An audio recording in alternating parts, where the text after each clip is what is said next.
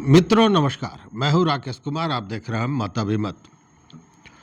मित्रों, विशेष सर्वेक्षण संविदा कर्मियों का हड़ताल 24वें दिन भी जारी रहा, जबकि भूख हड़ताल को 12 दिन हो गए।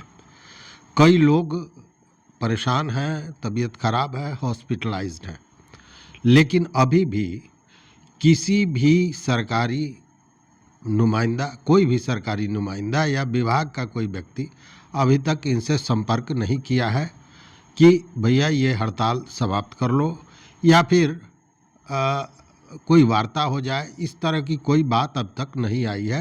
हालांकि ये जो हड़ताली लोग हैं, जो संविदा कर्मी हैं, इन लोगों ने हर दरवाजे को खटखटाया है और अब यह पहुंच गए हैं सीएमओ तक, मतलब चीफ मिनिस्टर के ऑफिस तक। वहाँ भी उन लोगों ने जाकर अपना आवेदन दिया है। अब देखने वाली बात है कि उस आवेदन पर क्या होता है, नहीं होता है। हालांकि इसके पूर्व आरा, बक्सर, पालीगंज और अभी लालगंज आदि जितने भी जगह पर सीएम का कार्यक्रम हुआ है, वहाँ भी इन लोगों ने जाकर अपना आवेदन दिया है। हालांकि ये जानी हुई बात है कि ऐसे कार्यक्रमों में दिया गया आवेदन का कोई माने मतलब होता नहीं है, क्योंकि वो उनके लोगों के पास जाता है और फिर शायद रद्दी की टोकरी में ही चला जाता होगा, क्योंकि हमने वैसे आवेदनों पर कभी कार्रवाई होते देखा नहीं है। इक्का दुक्का कहीं कुछ हो जाता होगा, लेकिन अमूमन ऐसा नहीं होता है। लेकिन अब ये सीएमओ के पास पहुंच गए हैं और सीएमओ कार्यालय में इन्होंने अपना आवेदन दिया है। अब इसके अलावे कोई रास्ता भी नहीं है, क्योंकि विभाग तो कुछ करने से रहा, और उसका कारण यह है कि जिसने आपको चोट पहुंचाया हो, जिसने आपको मारा हो, उसी को अगर जज बना दिया जाएगा तो वो अपनी गलती तो स्वीकार करेगा नहीं। वही स्थिति है। जो पदाधिकारी, जो विभाग के लोगों ने इतना बड़ा डिसीजन ले लिया कि लगभग 7,500 लोगों को एक साथ टर्मिनेट कर दिया, तो क्या सोचते हैं कि वह फिर आपको वापस लेने जा रहा है? कतई नहीं। इसके दो कारण हैं। एक कारण तो ये कि यह नाक की लड़ाई बना ली थी पदाधिकारियों ने, क्योंकि देखिए, अपनी गलती जब तक शीशा नहीं दिखाया जाता है ना, अपना चेहरा नहीं दिखता है, तो इन पदाधिकारियों को कोई शीशा दिखाने वाला नहीं है कि गलती आपकी है और सज़ा आपने किसी दूसरे को दी है। जब यह हड़ताल पर जा रहे थे 16 तारीख के, उसके पूर्व में इन्होंने सूचना दी थी, एक बार नहीं कई बार। 4 दिन का सांकेतिक हड़ताल भी किया था, पूर्व से सूचित था। तो और उसके बाद उसी दिन से संजोगवश 16 तारीख से भी महाअभियान भी शुरू था, और बाद में यह ठीकरा थोप देना कि महाअभियान को बर्बाद करने के लिए, उसको तोड़ने के लिए इन लोगों ने हड़ताल किया है, यह कहना निहायत ही गलत था। और निश्चित रूप से अपनी गलतियों को छुपाने का एक फेस सेविंग डिवाइस इन लोगों ने बना लिया था, और वही कारण को लेकर कि ये चूँकि महाअभियान को बर्बाद करना चाह रहे हैं, इतना बड़ा डिसीजन ले लिया गया।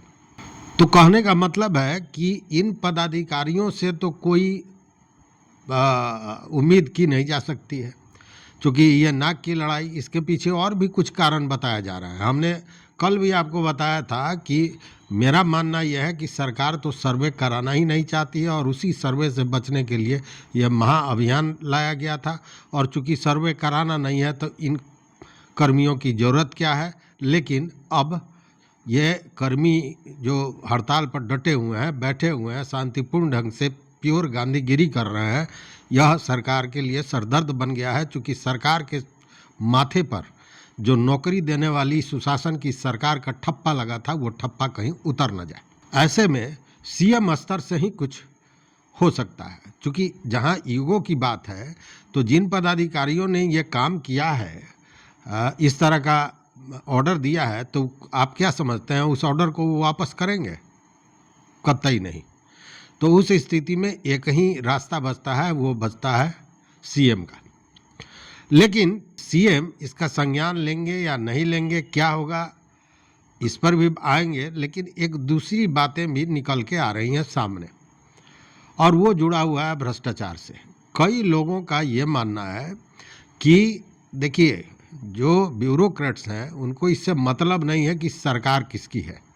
सरकार किसी की भी होगी, ब्यूरोक्रेट्स अपना काम करेंगे। अभी आपने देखा होगा अमिताभ दास जो आईपीएस हैं, उन्होंने क्या कहा, बहुत सी बातें उन्होंने ब्यूरोक्रेट्स के बारे में कही, लेकिन सच्चाई यही है कि कुछ ब्यूरोक्रेट्स ही ऐसे हैं, आईएएस आईपीएस पदाधिकारी कुछ ऐसे हैं जो नियम के तहत अपने हिसाब से संविधान में बनाए गए नियम के अनुसार काम करते हैं। बाकी के लोग सरकार जो कहती है उसी हिसाब से चलते हैं, या फिर कहें कि सरकार की वाहवाही लेने के लिए काम करते हैं। चाहे नियम कानून ताक पर रख देना हो, कोई अंतर पड़ता नहीं है, क्योंकि आका जो कहेगा वही खाका खींचेंगे, यही तरीका है।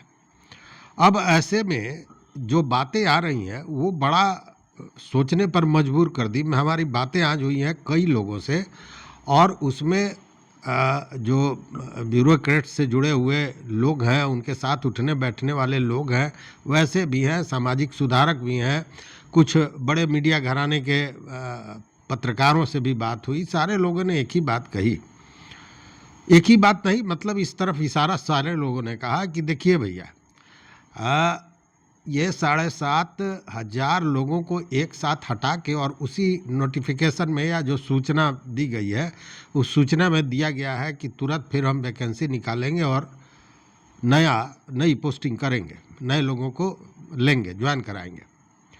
तो यह एक बड़ा गेम हो सकता है। भले वो सर्वे कर्मियों की ज्वाइनिंग कराएंगे, फिर वैकेंसी निकालेंगे, लेकिन उसमें होगा क्या, तो ये लोग जो बैठे हुए हैं, इन लोगों का सर्व कल्याण हो जाएगा। सर्वे के नाम पर पूरा सर्वे सर्वा इनके हाथ में हो जाएगा। मतलब इसमें गंगोत्री बहेगी भ्रष्टाचार की, और वो भी एक कारण हो सकता है। अब ऐसे में अब जरा आप सोचिए कि आप इनसे अगर कोई उम्मीद बनाकर रखे हैं तो ये गलत है। और सबसे आश्चर्य की बात तो ये है कि इतनी बड़ी घटनाक्रम हो जाती है। आज 24 दिनों से लोग हड़ताल पर हैं, 12 दिन से भूख हड़ताल पर हैं, कई लोगों की स्थिति क्रिटिकल है जो अस्पताल में पहुंचे हुए हैं। लेकिन धन्य है मंत्री महोदय, वो कौन पता नहीं मौनी तपस्या कर रहे हैं कि मौन है, एक शब्द बोलने को तैयार नहीं है। तो क्या इन ब्यूरोक्रेट्स के सामने मंत्री जी का जुबान खुलता नहीं है, ये कारण है? या फिर ये सोची समझी रणनीति थी कि मैं चुप रहूँगा तुम एक्शन करो, ऐसा भी कुछ हो सकता है। तो ये तो वही बताएंगे कि इसके भीतर क्या है। लेकिन आश्चर्यजनक है कि इतनी बड़ी घटना नहीं, दुर्घटना, इसको मैं दुर्घटना कहूँगा, कि जो सरकार अपना पीठ थपथपा रही है, कह रही है कि मैं करोड़ों लोगों को रोजगार दूंगा, नौकरी दूंगा, वो सरकार एक झटके में इस तरह 7,500-8 हज़ार लोगों का नौकरी कैसे ले सकती है? और इतने बड़े एक्शन के बाद भी मंत्री महोदय कुछ नहीं बोल रहे हैं, चुप्पी साधे हुए हैं, किसी तरह का बयान नहीं है। अरे भैया, कुछ नहीं तो कम से कम इन भूख हड़तालियों का आके पानी पिला के उनका तो जीवन बचा सकते हैं। नौकरी तो खा ही गए, उनके जीवन को अगर आप खा जाएंगे तो फिर उसके बाद आपका क्या होगा, जरा आप सोचिए। चूँकि जनता इतनी मूर्ख नहीं है, और आप जानते हैं कि भारत की जनता, खासकर बिहार की जनता, यहाँ से नहीं सोचती है ना, यहाँ से सोचती है दिल से। और जब उसके दिल पर लग जाएगा कि इन युवाओं के साथ किस तरह का बदसलूकी हो रहा है, तो फिर ये जो कुर्सियाँ हैं, जिस कुर्सी के लिए लड़ाई चलती है, किस्सा कुर्सी का आपने सुना है, जानते हैं, तो वो कुर्सी ही नहीं रहेगी, तो बैठेंगे कहाँ और शासन किस पे करेंगे? तो जब शासक शासित हो जाता है ना, तब क्या दुर्गति होती है, यह बात समझने वाली है। खैर, अब एक सवाल उठ सकता है कि सीएम इस पर संज्ञान क्यों लेंगे, मुख्यमंत्री इसका संज्ञान क्यों लेंगे? तो मैं डे फर्स्ट से कह रहा हूँ कि देखिए, सब के बावजूद, चाहे मुख्यमंत्री पर किसी भी तरह का दबाव हो, किसी भी तरह का उन पर एक प्रेशर बनाया गया हो, जो भी हो, लेकिन समाजवादी विचारधारा के हैं और एक साथ इतने लोगों की नौकरी वो नहीं ले सकते। हालांकि आपको याद होगा कि एक बार 2-3 साल पहले की संभवतः बात है, 2 साल पहले की, कि 4000 सेविका सहायिकाओं का भी नौकरी इसी तरह टर्मिनेट कर दिया गया था, लेकिन फिर मामला सीएम तक पहुंचा और सारा टर्मिनेशन वापस ले लिया गया था। तो एक आशा तो निश्चित रूप से सीएम से है, और सीएम इसको करेंगे क्यों, इस बात पर जरा गौर किया जाए। तो देखिए, अभी चुनाव 2 महीने के बाद होना है, ठीक है, मतलब चुनाव की सरगर्मी तेज हो गई है, चुनावी बुखार चढ़ चुका है। राहुल गांधी का रैली आपने देखा होगा, राहुल गांधी, तेजस्वी और सारे आईएनडीए के गठबंधन के लोग, उनकी रैली, उसमें रैली में जो भीड़ थी उसको भी आपने देखा होगा। प्रशांत किशोर जगह जगह जा रहे हैं, अपनी सभाएं कर रहे हैं, प्रशांत किशोर की सभाओं में जो भीड़ आ रही है वो भी आप देख रहे हैं, और मुख्यमंत्री भी लगातार यात्रा कर रहे हैं, उसमें भी जो भीड़ आ रही है वो भी आप देख रहे हैं। लेकिन आप अंदाज कीजिए कि सीएम का जो यात्रा होता है, जो सभाएं होती हैं, वो प्रशासनिक प्रायोजित होती है, प्रशासन उसको एक तरह से प्रायोजित करता है, ऐसा कहें, भले वो राजनीतिक यात्रा हो, लेकिन ये तो राजनीतिक यात्रा है नहीं, विकास यात्रा की तरह का ये यात्रा है। इसमें तो सरकार पूरा लग जाती है, पूरा विभाग लग जाता है, पूरा प्रशासनिक महकमा लग जाता है।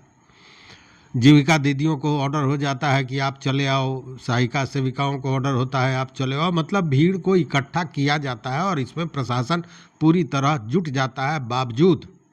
उसके बावजूद राहुल गांधी और तेजस्वी के साथ साथ प्रशांत किशोर के सभाओं में जो भीड़ आ रही है, वो निश्चित रूप से उस भीड़ के सामने आप समझिए कि सीएम की यात्रा में जो भीड़ है उसको आप क्या कहेंगे, किस तरह देखते हैं। अब ऐसे में एक दूसरा पक्ष ये है कि नीतीश कुमार विकास की बात करते हैं, विकास किया भी उन्होंने है, इसमें कहीं कोई शक नहीं है, बिहार के स्वरूप को उन्होंने बदला है।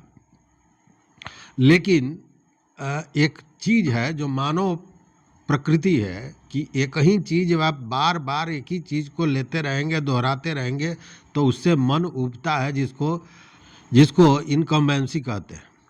मतलब कि लगातार इतने दिनों से बने हुए हैं कि लोगों का कहीं ना कहीं एक जो लगाव हुआ है टूट रहा है। हालांकि उस लगाव को बनाने के लिए जितनी तरह की चीज़ें दी गई हैं, चाहे वो वृद्धावस्था पेंशन हो, चाहे महिलाओं के लिए 10,000 जो देने की योजना बनाई गई है सो हो, 2 लाख का योजना हो जो उद्योग के लिए दिया जा रहा है, या युवाओं के लिए कई योजनाएं आई हैं।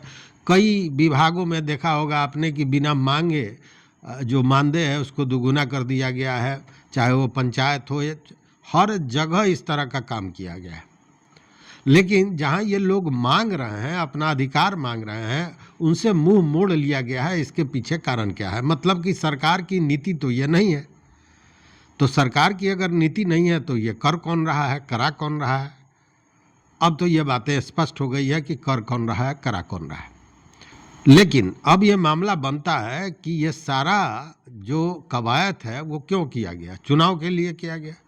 और इन 7,500 लोगों को जो निकाल दिया गया है, वह निश्चित रूप से जो अपने माथे पर एक पोस्टर लगा लिया है बिहार सरकार ने कि सरकार नौकरी देने वाली सरकार है, बेहतर काम करने वाली सरकार है, बिहार के विकास करने वाली सरकार है, सुशासन की सरकार है, तो ये जो पोस्टर है ये तो उजड़ जाएगा, माथे से उतर जाएगा, क्योंकि तब ये कहा जाएगा कि ये नौकरी छीनने वाली सरकार है और इसका इम्पैक्ट दूर तक जाएगा। बात निकलेगी तो दूर तलक जाएगी, जानी हुई बात है। और यह बात अब निकलने लगी है, क्योंकि इन आंदोलनकारियों ने जिस तरह से आंदोलन किया है उसके बाद आम आवाम इनके साथ जुड़ता जा रहा है मानसिक रूप से। कोई ज़रूरी नहीं है कि सब कोई जाकर इनके धरना और प्रदर्शन में बैठे, लेकिन मानसिक सपोर्ट जो होता है वह सारे लोगों का इनके साथ मिल रहा है। हालांकि यह दूसरी बात है कि कुछ लोग इस राजस्व के काम में ऐसे भी थे जिन्होंने इनको बदनाम भी किया है। बावजूद इसके जो स्थितियां बनी हुई है उसमें आम आवाम का समर्थन इनको मिल रहा है। ऐसे में निश्चित रूप से कहा जा सकता है कि नीतीश कुमार के दिमाग में अगर कोई देखिए, ऐसे भी आप जानते हैं कि नीतीश कुमार कब क्या करेंगे यह पहले से किसी को पता नहीं होता है। वो अंतिम क्षण में कुछ कर देते हैं उस तरह का, चाहे वो सरकार बदलने की बात हो, एनडीए से महागठबंधन में जाने की बात हो, या महागठबंधन से एनडीए में आने की बात हो, या किसी तरह का डिसीजन हो, नीतीश कुमार के मन में क्या चल रहा है उनके पास में बैठा हुआ लोग भी नहीं जानता है, चाहे उनके कितने भी करीबी लोग हों। तो वैसी स्थिति में अब मामला सीएमओ के पास गया है। निश्चित रूप से सारे लोगों की आशा लगी हुई है, सारे लोगों को विश्वास भी है कि नीतीश कुमार इस पर कुछ न कुछ फैसला लेंगे। अब कल है कैबिनेट की बैठक, कोई ज़रूरी नहीं है कि कल ही ये फैसला हो, लेकिन अभी समय है। समय इसलिए है कि जो आदर्श चुनाव संहिता लगना है, यह चुनाव संहिता लगना है इस मंथ के लास्ट तक, अंतिम तक, या यूँ कहे कि अक्टूबर के फर्स्ट वीक में आ सकता है, जो संभावनाएं जताई जा रही हैं। उस स्थिति में अभी समय है और कहीं से घबराने की ज़रूरत नहीं है। हाँ, परेशानियां हैं, इसमें भी कहीं शक नहीं है। मैंने कल देखा वीडियो, किस तरह कूड़े के बीच में चारों तरफ कूड़ा है, उसमें खुले में सोना और तमाम इतने दिनों से लोगों का रहना। उसमें सबसे बड़ी बात है कि सैकड़ों की संख्या में महिलाएं भी हैं, बेटियां हैं। तो इस कष्ट है, और भूख हड़ताल पर जो लोग हैं वो हॉस्पिटलाइज्ड हैं। उसमें जो पता चल रहा है कि एक आध लोगों की स्थिति बहुत नाजुक है। वैसी स्थिति में आप समझ रहे हैं कि अगर किसी को कुछ हो गया तो चाहे कितना भी कुछ जोर लगा के रह जाए लोग, मतलब समझिए कि उसके बाद खटिया खड़ी हो जाएगी सरकार की। इसलिए सरकार ऐसा नहीं चाहेगी कि इतना मेहनत अगर नीतीश कुमार कर रहे हैं तो केवल सरकार पुनः आ जाए, इसके लिए कर रहे हैं। इसलिए अपने ही हाथों से अपनी कुर्सी को का एक पाया वो रेती से रेत के तोड़ेंगे नहीं, जानी हुई बात है। इसलिए आशा है कि नीतीश कुमार के पास ये बातें गई हैं। तो हालांकि बरगलाने का प्रयास तो विभाग और पदाधिकारी गण द्वारा किया जाएगा, लेकिन ऐसा नहीं है कि नीतीश कुमार कई नई लोग हो, वो राजनीति जानते हैं, वो प्रशासनिक पदाधिकारियों को कैसे टैकल करना है वो भी जानते हैं। आपने देखा होगा के पाठक जो सर पे चढ़ के बोलते थे, जब उनको लगा कि ज़्यादा हो गया तो वो कैसे बिहार से ही बाहर चले गए। तो सारी स्थितियाँ के जानकार हैं नीतीश कुमार। इसलिए हम भी आशा करते हैं कि नीतीश कुमार को संज्ञान लेना चाहिए और इन लोगों का जो जायज़ मांग है उसको मांगना चाहिए। मांग जायज़ है, इसमें कहीं कोई शक नहीं है। और अंत में जब कुछ नहीं होगा तो न्यायालय है, न्यायालय की फटकार जब लगती है तो अच्छों की स्थिति खराब हो जाती है। तो इस वीडियो में बस इतना ही। देखते रहिए मत अभिमत। मित्रों, चैनल पर नए हो तो सब्सक्राइब कीजिए, लाइक कीजिए, दोस्तों के साथ शेयर कीजिए और अपना विचार जरूर दीजिए। बहुत बहुत धन्यवाद, कोटिशः आभार, बहुत बहुत शुभकामना।